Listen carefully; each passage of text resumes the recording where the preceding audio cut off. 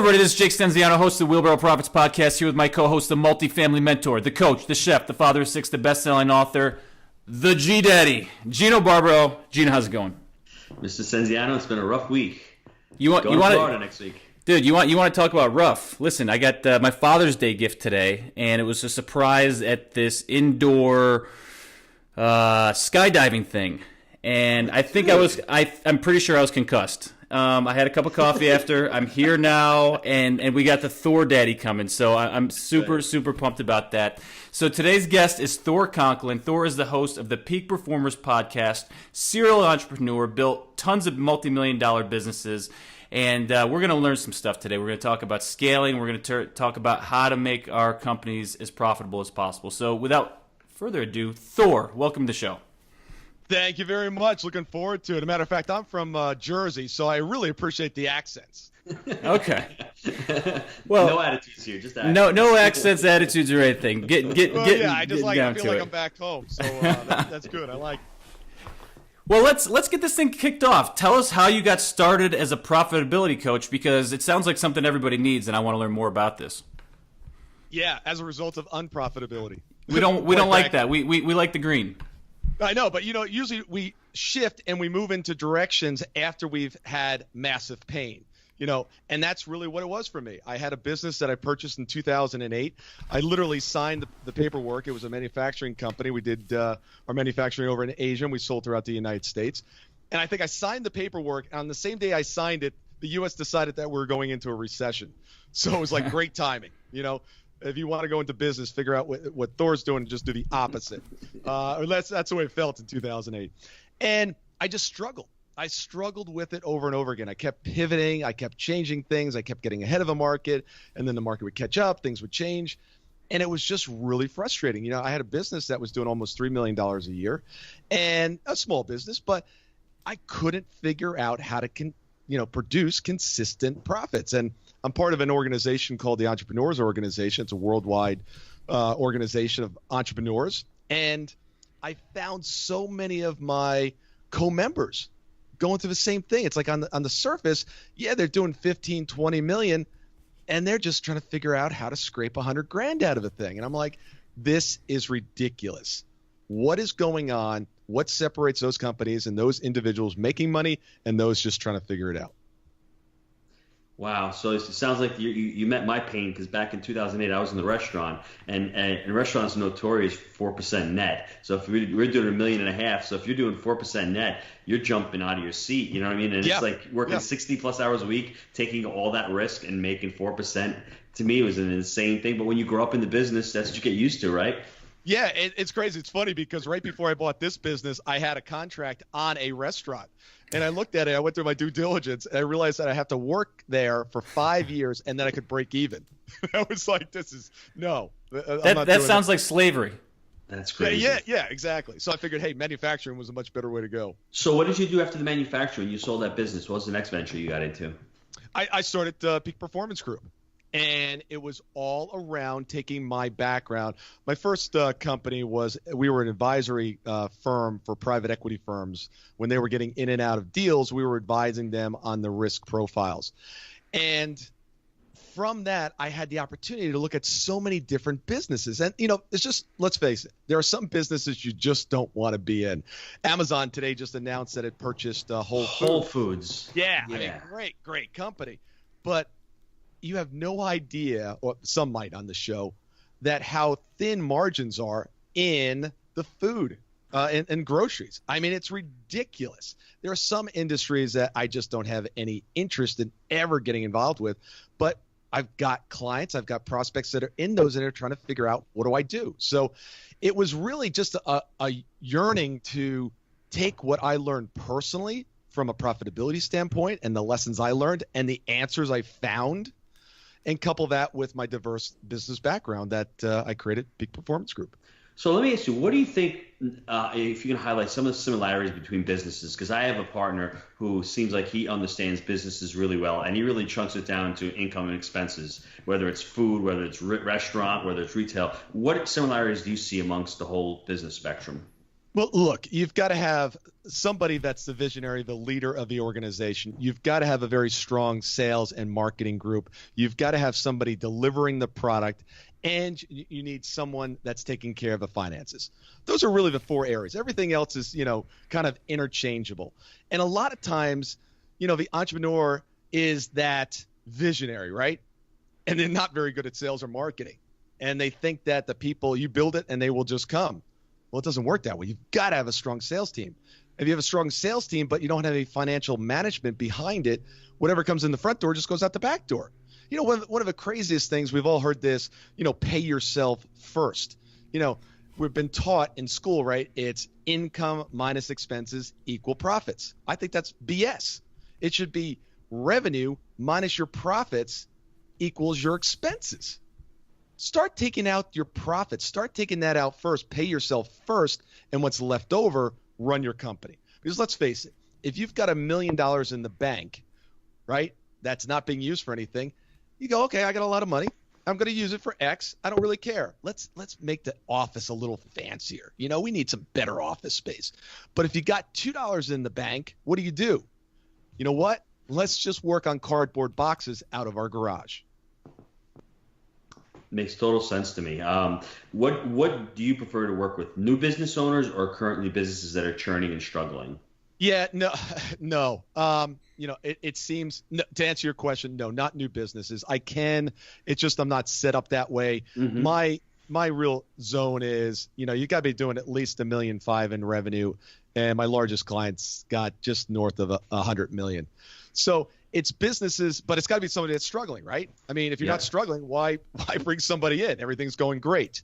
But I find that in one area or another, something isn't where that owner, that C-level executive, that entrepreneur wants it to be. And it's the case where they're kind of banging their head up against the wall and going, why can't I seem to fix this? Everything I tried doesn't seem to work. But yet I look down the street and these people are killing it. Now, look, the most successful restaurant in the world is McDonald's. They serve shitty food, and if you eat enough of it, you could die. Hash browns are pretty good. And they got 99-cent ice cream, too, that I like. But, you pick and choose, right? Right. But you look at it. So no matter what business you're in, someone's figured out how to make money in it. And sometimes when we're in the business so close to it, it's hard to see what we're doing and what's not working and what's working and how things need to change. Now, I heard you said you don't work with new businesses, but you're an entrepreneur. I mean, could you give the listeners maybe a little framework of how to actually start a business so they can become one of your clients? Absolutely. And let me frame something as well. If there's a new business out there that's listening, at the end of this, I'll give you my contact information. Reach out. I don't engage with new businesses because just my model's not set up that way. But I'd be more than happy to lend a hand if someone has any questions. So I just want to throw that out. First and foremost, make sure that those four areas are taken care of. You've got somebody that can sell. You got somebody that can market. You got somebody to take care of the finances. You got the visionary, and you have somebody to deliver the product. Now it can be you. You could be in each four of those seats. Just know you've got to do each one of those really, really well, or you're not going to have a business. For me, going into business is all about profitability. Make sure you understand how business works. You don't have to get an MBA in finance, but you better understand what the difference between cash accounting and accrual accounting. You've got to understand what your expenses are, what cash flow is all about. Businesses don't go out of business because they don't have profits. They go out of business because they run out of cash. And a lot of people run their business like, I've got a big accounts receivable. I've got a lot of money coming in. I got a lot of profits, but they got no cash to pay their bills. Mm-hmm. Talking that net. So what are the typical issues you see that you're addressing? There's got to be themes that you're seeing over and over again. Yeah. So let's dive into those a little bit. Yeah, if you take the word peak and you formed a little triangle at the top of that peak, you put the E of the P, then the E, then the A, and the K.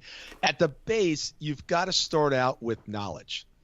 And what I see over and over again, people run around going, the reason things aren't going the way they should is because I'm lacking knowledge. So they'll go to this event, they'll order this program, they'll sign up for this webinar.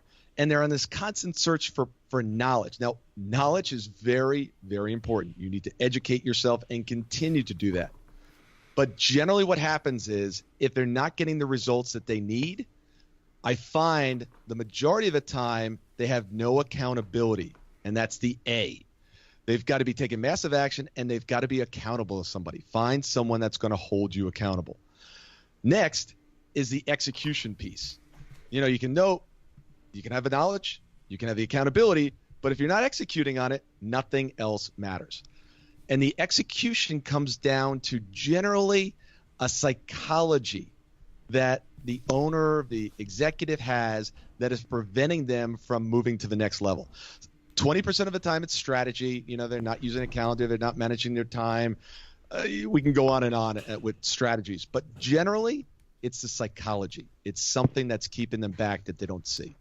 And if you do all those, then you get to the profitability. So there's something interesting that I use with my team on a weekly basis, and I call it a cadence of accountability. And it actually came out of going through the traction book that we were talking about earlier. And it's these things need to happen every week and on specific days for us to meet the bare minimum of what we need to get done.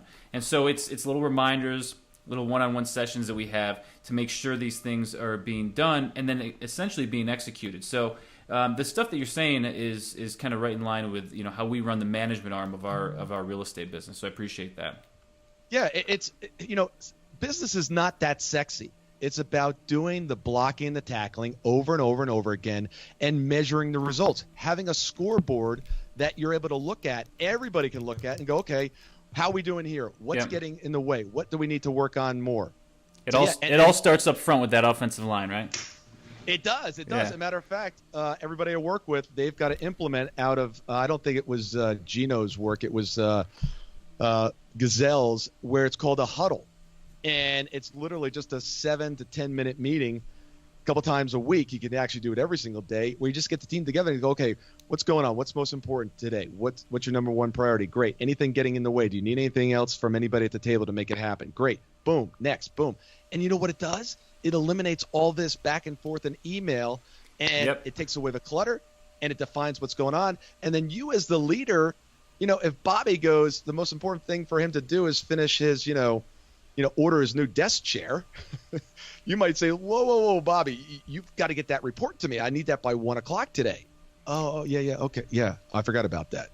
Guys, this stuff works because, I wasn't even aware of this Gazelle or whatever, but in our business, and I keep going back to it, we do this, I do this weekly with our managers, and I'll give you an example. One of our locations, was really struggling because we were down to maintenance tech. So during the weekly meeting this week, I said, look, the most important thing we got to do is get this tech, because then the other tech's getting burnt out, work orders are getting behind, customer service is lacking. So it was putting this up. This is the top priority. Get this guy in place. We actually just hired him today, and it's these little things that make a huge difference. It's prioritizing, accountability, execution. I'm sold, man. Sign me up. I like it. Yeah. No, but see, here's the thing. People want a bigger answer, right? They're like, no. Like, what's the secret app I need to employ in my business? That's do the work. Do the work. Exactly, do the work. Track and measure. Track and measure and adjust. Thor, you know what I'd like you to do? I would like you to become a speaker and go speak to all people who love the government, because I've been having a struggle the last few weeks. The two words you say, profitability and accountability, are lacking in every government entity. Let me give you a quick example. MTA, Metro North, going down to Grand Central from where I live. $30 off peak, expensive as hell. No Wi-Fi, uncomfortable. There's no TVs on all the seats. You go on JetBlue, you're flying a lot. There's competition. So I think the profitability and accountability in every business, Jake and I always talk about it, it creates a better business and creates a better marketplace. So I think you got to get a bullhorn and start saying we need profitability and accountability in every area and every Put it sector on a T-shirt. I'll buy one. Yeah, and look, a lot of people go, "Oh, I'm just in business because I want to help people and I want to make the world a better place." Dude, I'm actually getting kind of sick of those people too, because a lot of it is BS, phony stuff that they're hiding behind to get like a social media presence and build up some other stuff, and I think they're being disingenuous. Sorry, I'm going to shut up right now, but anyways, carry on. I love like what a Tom's shoe company does, right? It sells a pair of shoes at a very high markup, and then it gives a pair away. Great. I love that idea. But Tom's is not going to be able to do anything unless they make one thing. It's called a profit. That's right. They've got to make a profit in order to do the good. It's funny. So- My priest friend, one of my priest friends, told me no margin, no mission. So in every avenue, if you can't make money, there's no mission involved over there. Why don't you give us one or two examples of success stories of businesses that you've actually chunked down, gotten into, and exploded their business and really helped them out. Yeah, I think the first one was a company where the owners were making 7 figures. Things were really cooking. They could bring it to the point where they could start making 8 figures. And they said, you know what? I think we're just going to dial it back. And next year, it's just getting a little complicated. We're just going to do less deals, and we're just going to make things a little bit easier for ourselves. I looked at them, I said, that is the worst plan ever.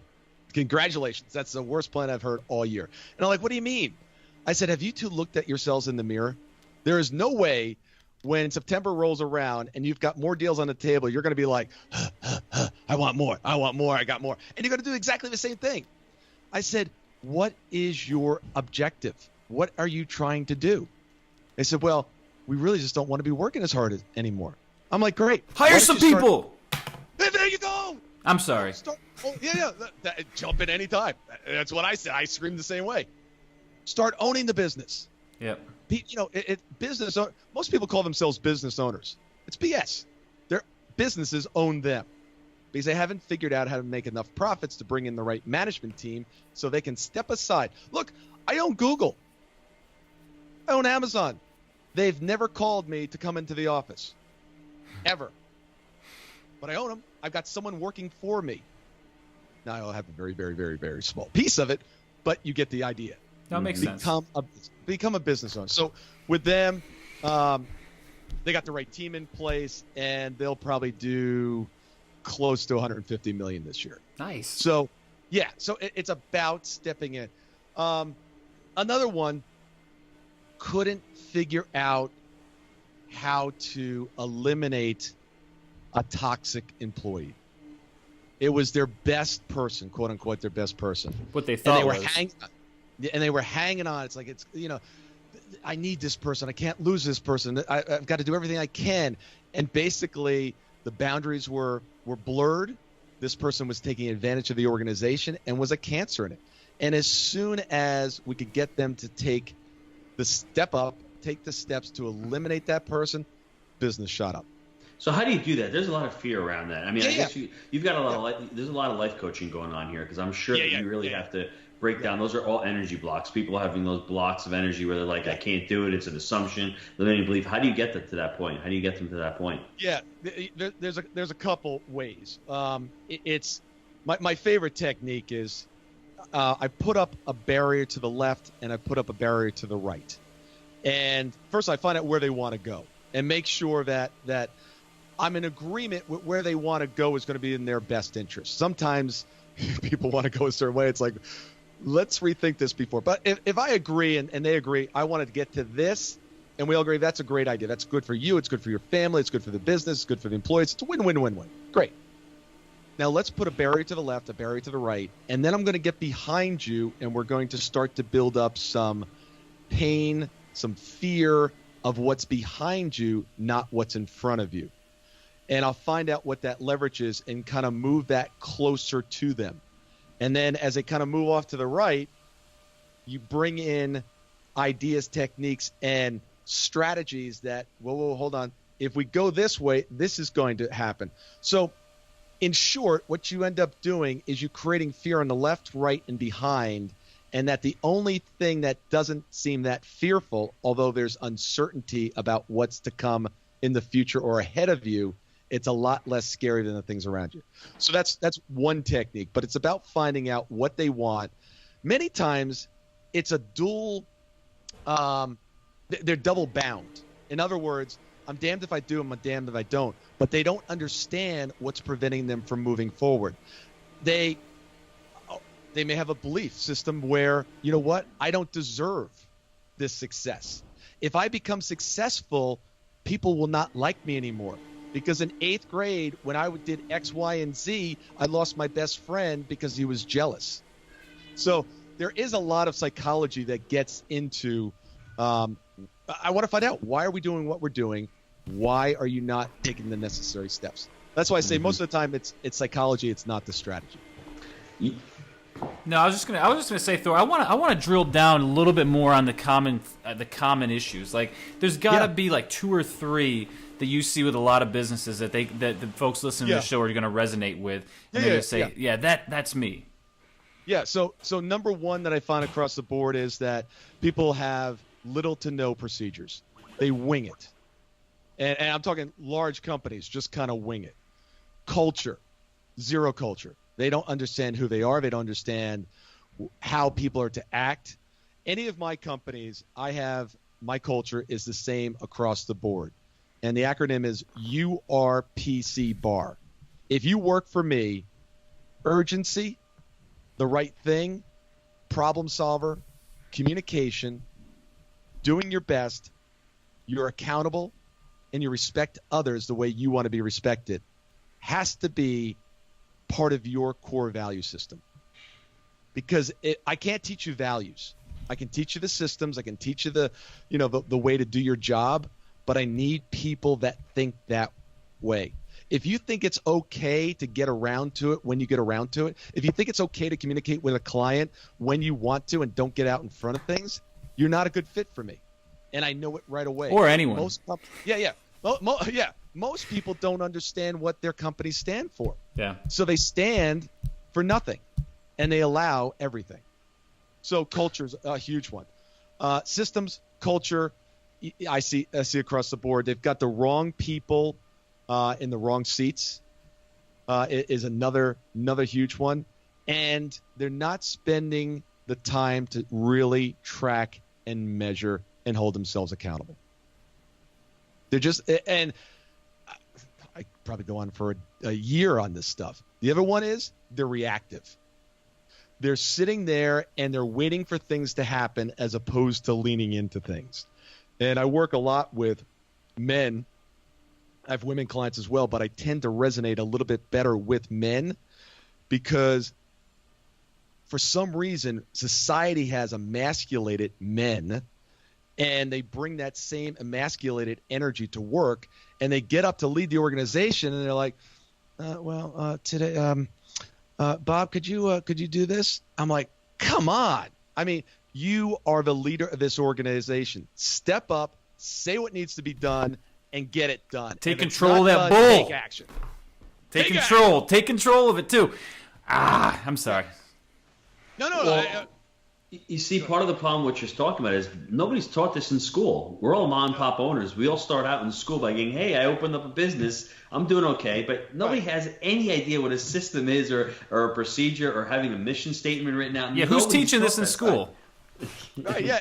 I'll give you an example. I'm working with a client. I'm actually doing a turnaround for a client, and they had no procedure, zero. So we started with, they couldn't figure out how to get the mail right. I swear, not kidding. So we sat down and we wrote up the procedure, and then literally the first day we got it in place, it got messed up. And what we left out of the procedure was when the mail comes in, I can't make this stuff up. It just happened last week. When the mail comes in, you need to open the mail because we get a lot of checks that come in with this company. It was like you need to open the mail, and then after you open it, it gets scanned, and we had that piece. But we never they were putting the mail on people's desk, and then nobody was like, well, where's the check from so-and-so? I don't know. I think I put it on their desk. No, I was like, but they needed a system for that. It was simple, right. But they needed a system. Say when it comes in, we open it, we scan it to the bank, done. Right. And then what do you do with the original? You throw that one in the trash. You put that one in the file cabinet. You've got to write systems yeah. So an 8th grader can understand. So, I want you to talk a little bit more about this. You talked about men being passive and reactive. Give me some specific – this is like eye-opening to me. Give me some specific examples. Are they just not being the leader? Are they not telling people, hey, this is your job and holding them accountable and they need to do it? And talk about the reactive piece too, because I want to hear about this.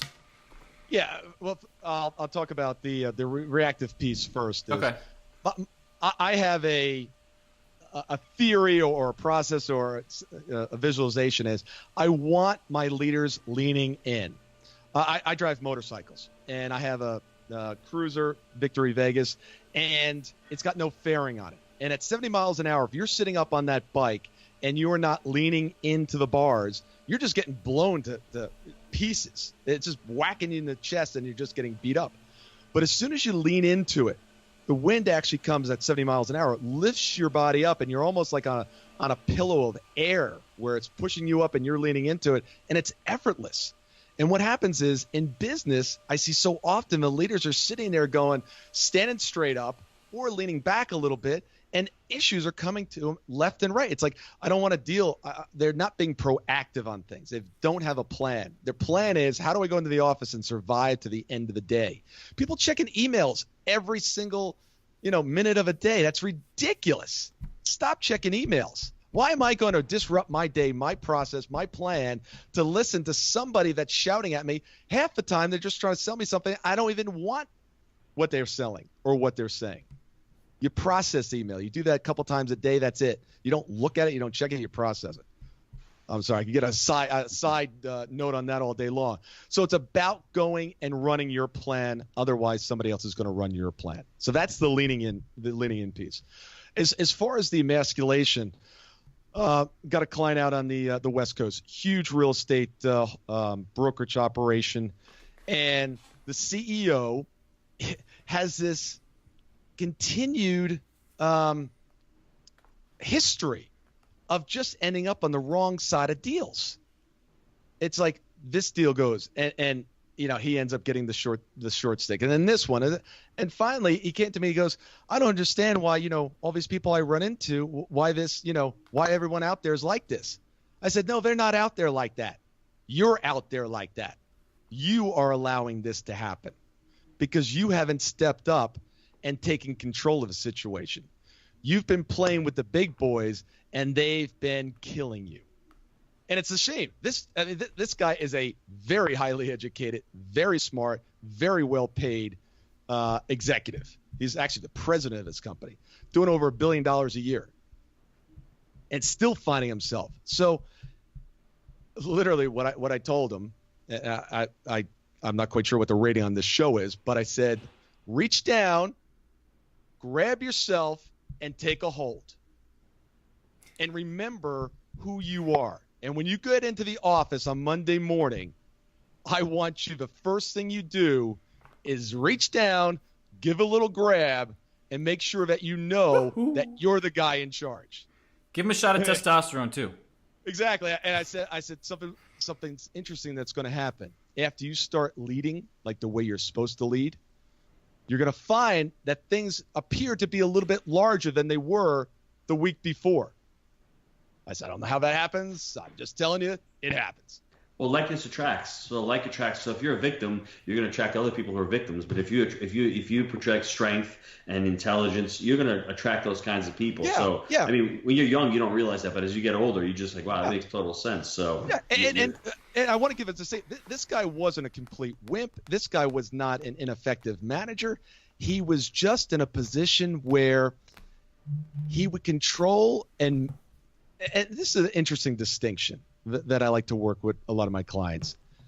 I don't like the word manage because to me, it conjures up an image of, okay, here's a situation that I'm going to try to keep in a box. I'm going to manage it. I'm going to control it. Okay. When you face something, I don't want you managing it. I want you running right through it.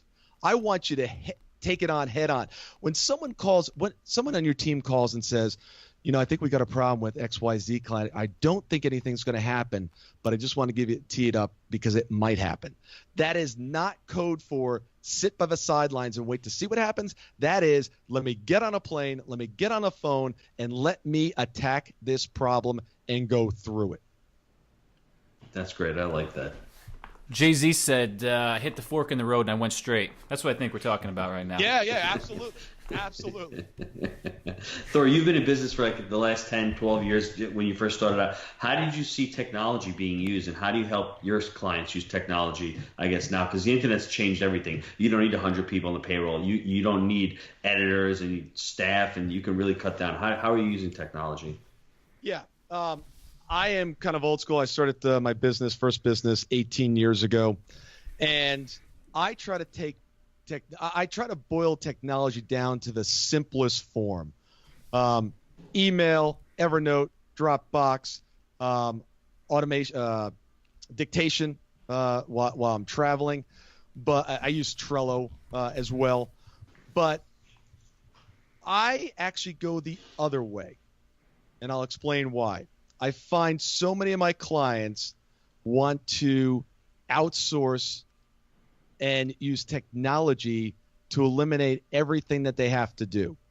And they've taken it to the step or the level where they're even utilizing it on their clients.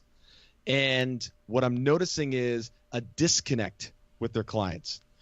And what I'm really seeing is a lot of the clients that are actually moving up the chart are actually the ones going back to some of the older school techniques, picking up the phone, having a conversation, meeting in person, and really connecting with their clients as opposed to having everything on an autoresponder. I agree with that. Yeah. So, I mean, that's not very popular. Everyone's like, yeah, you're the old guy. Yeah, get with it. I think if you're doing deals, especially if you're doing larger deals, then I think that's extremely important, and I totally subscribe to that. Yeah, Wow. I just find that technology. So many people are spending so much time switching from this app to this program to this system to this software, and they're spending so much time just trying to managing all of this. Now, look, Hootsuite is a great example. For managing social media. Yeah, I utilize that, but I like the one-on-one, face-to-face dealing with someone where I can look in their eyes or talk to them on the phone. That's what's getting. That's more marketing, though. Hootsuite's a little bit more on the marketing side, but that's correct. And you got to systematize, regardless. Yeah. But what is like the best tip that you'd like to throw out there for the listeners that are they're in that $1 to $5 million a year space, and and most of our folks are going to have property management businesses.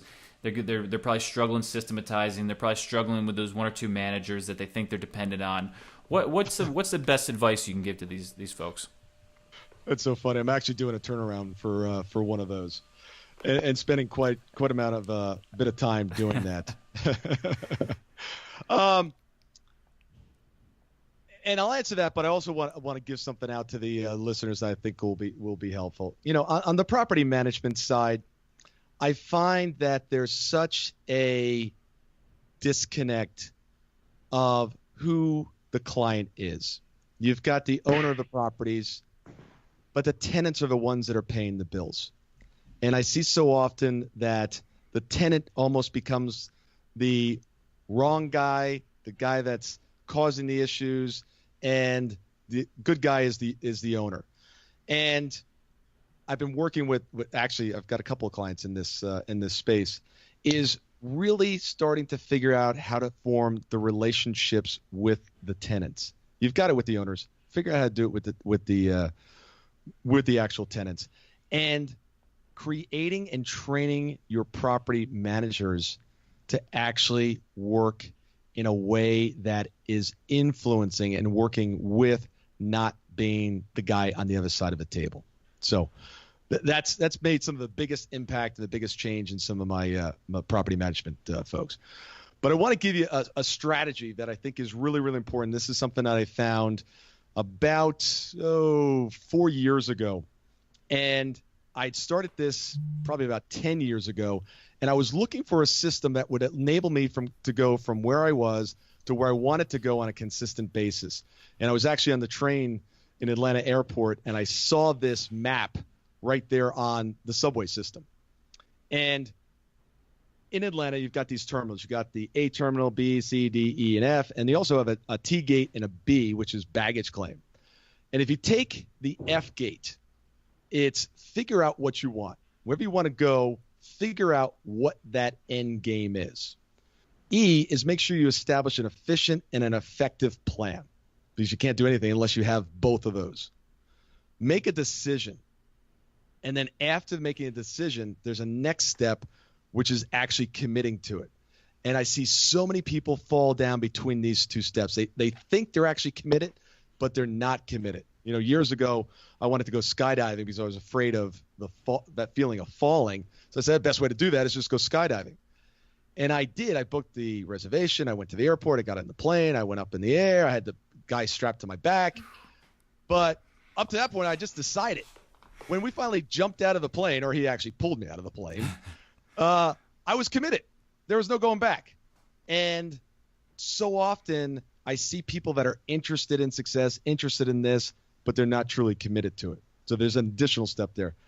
B stands for belief systems. Make sure that you really check in and understand what your belief systems are, and have somebody around you that can point out some of those belief systems that might be getting in your way. This is kind of the sabotage area.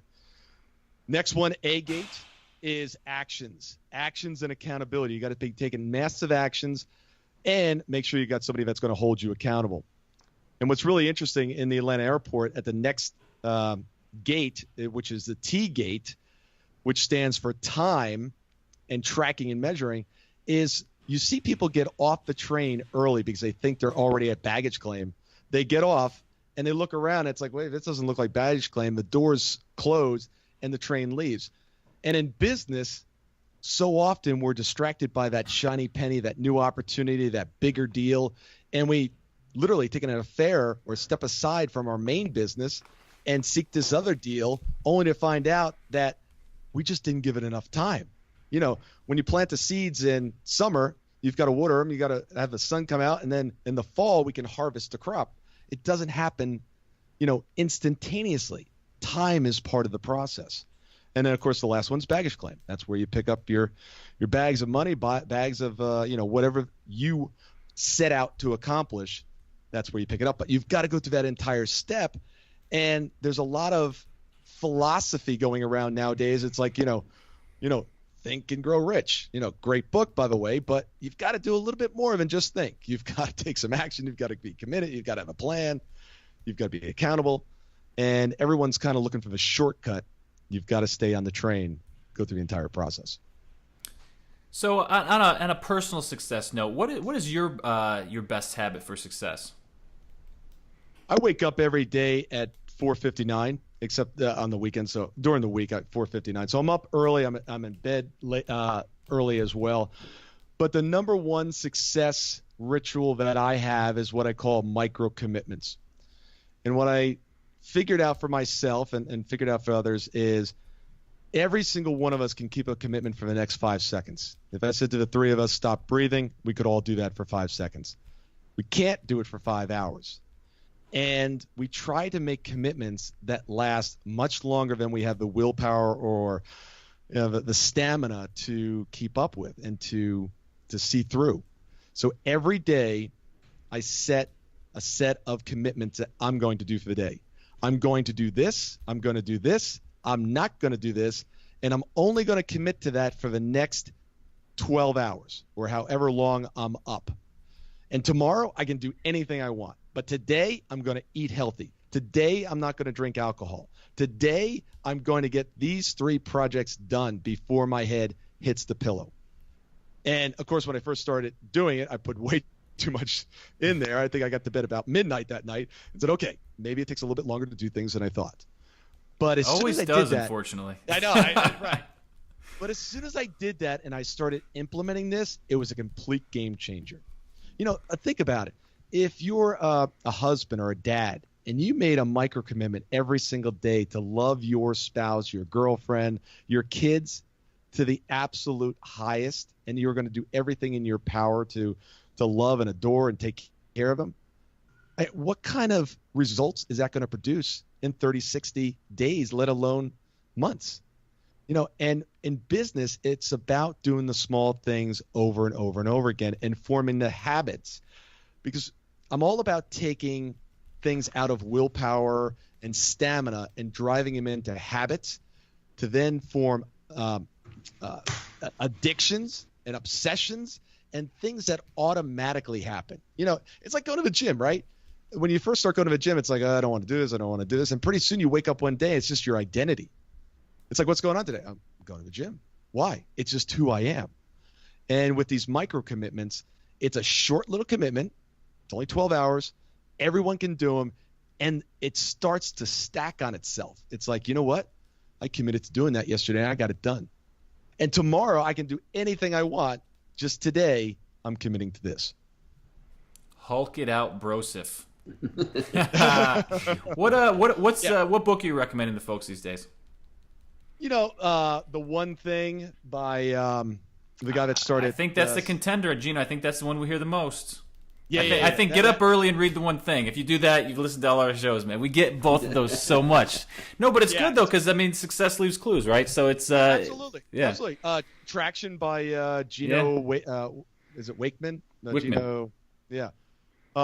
Great book as well. I mean, here's what when I read a new book, and I probably go through about 4 books a month, is I'm just looking for a couple interesting concepts. If I could find 1 or 2 things out of that book, great. You're looking for the chicken nuggets, right? From Mickey D's. It's so funny. I was just rereading a copy of Super Self by Charles Givens. This is a guy that I was reading back in 1980. You had to go to the library to get the books, and it's out of circulation. Someone sold it on Amazon for 50 cents, and it was funny. Just yesterday, I'm reading this book. I'm like, somebody sold all of this wisdom for 50 cents. What are you thinking? What are you thinking? Is that a good one, Gino? You read that one? No, but I wouldn't. It's okay. It's not one of my highly recommended books. But the point is, a couple concepts in that book can turn your life completely around. I bet. Yeah. And so I've been doing this since I was 16 years old, just reading, and acquiring things. And that's really what led me. I said, okay, I've acquired all this knowledge. I'm a smart guy. Why am I not producing consistent results every single time? So that's getting back to your original question of why'd you set up Peak Performance Group. Yeah. Is it takes more of a knowledge.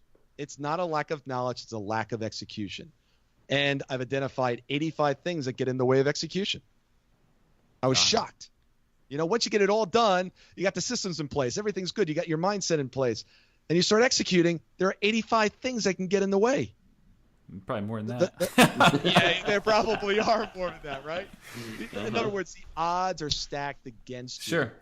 And if you try to attack it like, everything at once, it's one thing at a time. One thing. Doom. Eat what's on your plate. Exactly. Yep. And that's what I love about the micro commitments. It's been a game changer for me. What's the best way for listeners to get a hold of you? Yeah, the best way for the listeners to get a hold of me is under all the social media platforms. It's Thor Conklin. The website is thorconklin.com. Email address is Thor at thorconklin.com.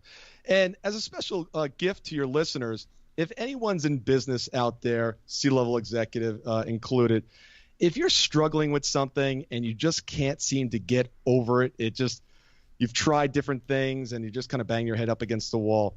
If you send me 100-word or less, do not send me any stories about the issue, a problem, I will get back to you with a solution process that will walk you through how to figure out how to solve that once and for all. So, Gino, he's worse than me. If it's longer than 3 sentences, he's kicking you out. Yeah, here's the thing. My hourly rate is $695 an hour. I can't I can't read an email that's going to take 45 minutes and then respond back to you and do, no, 500 man, I hear you. I'm just joking. It's like one of my things where it's like, come on, let's get to the point as quickly as possible because there's enough other crap spinning around, right? So. Exactly. And here's the thing. If you can't identify your issue in 100 words or less, you haven't identified the issue. That's right. You've just told me the story. That's right. And Jake, the two biggest things I've had on this takeaway in the podcast is you need to know your reason why. I guess we didn't mention that. We didn't, I guess, illuminate it as well as we should. If you can figure out your reasons why, you'll figure out how. And most of us don't know the reasons why. And the second thing is you better damn focus on whatever you want, because if you can't focus on something, you're not going to become successful, whether it's in real estate or whether it's in any type of business. So This notion that you can have everything is complete BS. You cannot have everything. You can have anything you want. You can't have everything. And what I mean by that is if you want a stellar body and you want to hang out with your buddies every night till 2 a.m. drinking beer, ain't going to happen. Steroids. You can do it. Okay. You can't go to happy hour every day and be at your son's baseball game every night. Got it. And so often, you asked what gets in the way. There's another good point. This obsession with yes. My default is no. You ask me? No. People come to me all the time and says, "Hey, could you speak here?" I'm like, "I could, but I'm not." And they're like, "That's kind of harsh." I said, "Well, but that's really the truth. I could, but I have other things that are more important that particular day." And we get into this pleasing mode of, "Hey, can you do this for me?" "Yeah, I'll do that." "Can you do this?" "Yeah." It's yes, yes, yes, yes. And all of a sudden, there's so much on your agenda, you can't focus on the really important. You've got to default to no. No, no, no, no. I'll consider that. And then the ones that are really, really important, your family, your friends, and the really important stuff in the business, say yes to. Tough truth. It's the truth. And most people don't want to hear the truth. But that's the only way I roll. Oh, shit. That's how I roll. Man, Thor, it's been fun. Really appreciate your time. Gino, you got anything else? No, that's it. I just want to thank Thor for taking the time out. This can be applied to any business, especially real estate. Guys, get out the pen and paper. Email, 100 words or less. I want you guys to send him one. Be proactive, because this is a great offer. I mean, listen, he'll give you some clarity on something. It's well worth the hour podcast you spent with us, so get out there and start writing. Thor, thanks a lot for being with us. Appreciate it. I appreciate it. Thank you.